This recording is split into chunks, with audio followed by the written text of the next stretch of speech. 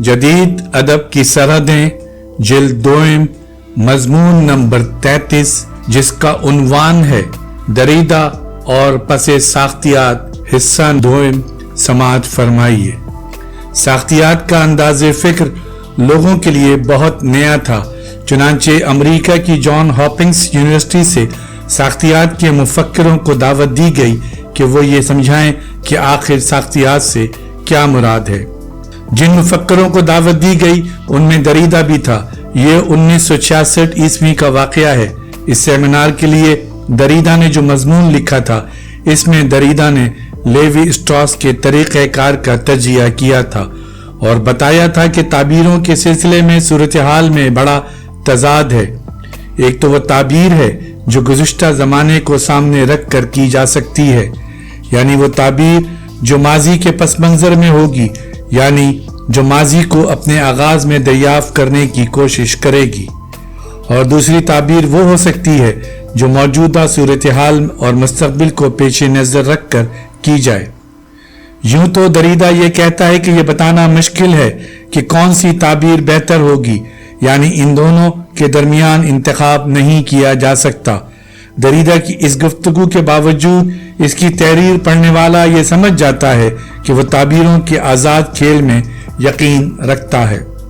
साख्तियात पर इस अमरीकी सेमिनार का नतीजा पसे साख्तियात और दरीदा की अहमियत की शक्ल में निकला।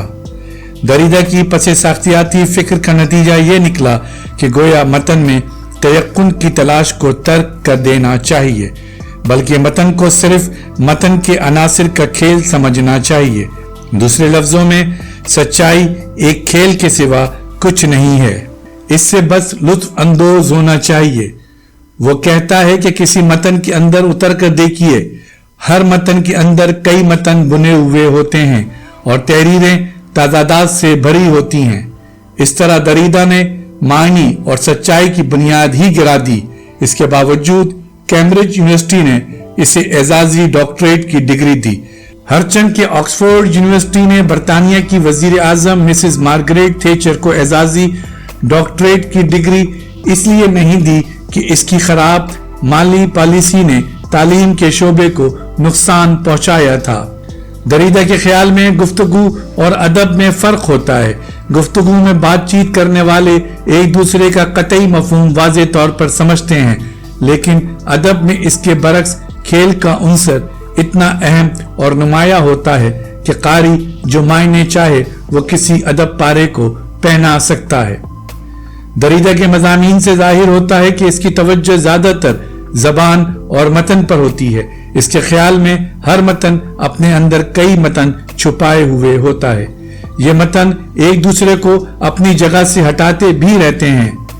दरीदा अपने मज़ामीन में नई इस्तिलाहों को नए स्ट्रेटेजिक किरदार अता करता रहता है और ये इस्तिलाहें वो इसी मतन से निकाल लेता है जिस मतन पर बहस करता रहता है। पुरानी इस्तिलाहों को ख़त्म करता जाता है और नई इस्तिलाहों को इस्तेमाल करता है। मतन के तजिए के वक्त वो किसी खास नज़रिए पर जोर नहीं देता, इसका नज़रिया और तरीक़ेकार दोनों इसकी तहरीर में मौजूद होते हैं। आइए सबसे पहले ये देखें कि मगरबी फ़लसफ़े से दरीदा का नुक्ता-ए इनहराफ क्या है, यानी मगरबी फ़लसफ़े पर इसका सबसे बड़ा इतराज़ क्या है। वो इतराज़ ये है कि मगरबी फ़लसफ़ा अफलातून के ज़माने से अब तक नुत्क़े मरकज़ी यानी लोगोसेंट्रिक रहा है। सवाल ये है कि नुत्क़े मरकज़ियत से इसकी क्या मुराद है। वो कहता है कि मगरिब में जिन लोगों ने ज़बान का तज्ज़िया किया है वो बताते हैं कि बोले हुए लफ्ज़ को हमेशा लिखे हुए लफ्ज़ पर तरजीह दी गई है, हालांकि ज़बान के नज़रियात को गुफ्तगू की बुनियाद पर नहीं, तहरीर की बुनियाद पर कायम होना चाहिए। अफलातून ने फेडरस वाले मुकालमे में तहरीर को जहर करार दिया है। लोगोस एक यूनानी लफ्ज़ है और इसका कदीम ताल्लुक मिस्र से भी है। लोगोस यूनानी ज़बान का एक ऐसा लफ्ज़ है जो इंसान के बातिन में अक्ली उसूल हैं इन पर और कायनात में जो अक्ली उसूल हैं इन दोनों पर मुहित है। لوگوس ایک قانون کی حیثیت بھی رکھتا ہے اور ایسا لگتا ہے کہ دریدا چونکہ ایک مادہ پرست مفکر ہے اس لیے لوگوس کے تصور سے نالا ہے اور کہتا ہے کہ لوگوس کا تصور خوش فہمی کے سوا کچھ نہیں ہے۔ دریدا کا نظریہ اس قدر مادی ہے کہ وہ روح کی طرح ذہن کو بھی ایک وہمہ سمجھتا ہے اور اصل اہمیت دماغ کو دیتا ہے۔ مغربی تہذیب پر دریدا کا اعتراض یہ ہے کہ یہ تہذیب اپنی بنیاد پر نطق مرکزی ہے۔ سوسیئر جدید لسانیات کا بانی ہے، سقراط اور افلاطون کی طرح بولنے ہی کو زبان کا سچا معیار قرار دیتا ہے۔ اسی طرح لیوی سٹراس کا بھی خیال ہے کہ بولنے ہی سے معاشرہ قائم ہوا ہے اور اس کے خیال میں تحریر کی وجہ سے موجودہ معاشرے سے اجتماعی ذمہ داریوں کا احساس غائب ہو گیا ہے اور یہ کہ معاشرہ اسی وجہ سے انتشار اور غیر انسانی روش کا شکار ہے۔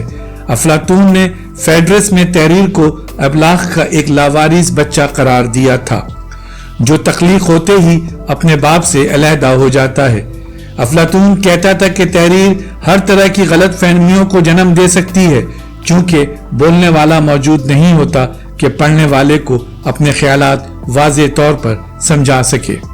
ان خیالات کے برعکس دریدا تحریر کو گفتگو پر فضیلت دیتا ہے اور کہتا ہے کہ لکھنے والا خود اپنی تحریر کے معنی پر فوقیت نہیں رکھتا بلکہ حقیقت یہ ہے کہ لکھنے کے دوران مصنف اپنے الفاظ کے معنی سے دوچار ہوتا ہے۔ دریدا کا خیال ہے کہ مصنف کا جو مقصد ہوتا ہے تحریر اس سے کچھ زیادہ ہی بولتی ہے۔ دریدا کہتا ہے کہ مغربی فلسفے کی تاریخ سے پتہ چلتا ہے کہ ہمیشہ دوسرے معنی کو دبا کر متن کو ایک مخصوص معنی دیے جاتے ہیں۔ دریدا اس جانبداری کو بے نقاب کرنا چاہتا ہے، اسی کو وہ نطق مرکزیت کہتا ہے۔ رد تشکیل یا ڈی کنسٹرکشن دریدا کے فلسفے کا انتہائی اہم حصہ ہے اور مذہب، فلسفہ اور سائنس کے لیے اسے سم قاتل قرار دیا گیا ہے۔ جب دریدا 1960 عیسوی میں سوربون یونیورسٹی میں تھا تو اسی وقت سے اس کے رد تشکیلی فکر کا آغاز ہو گیا تھا۔ اس کے رد تشکیلی رویے سے ظاہر ہوتا ہے کہ نام نہاد فلسفیانہ متن کے اندر بھی صنائع بدائع اور خطابی انداز کی بناوٹیں اور تراکیب موجود ہوتی ہیں۔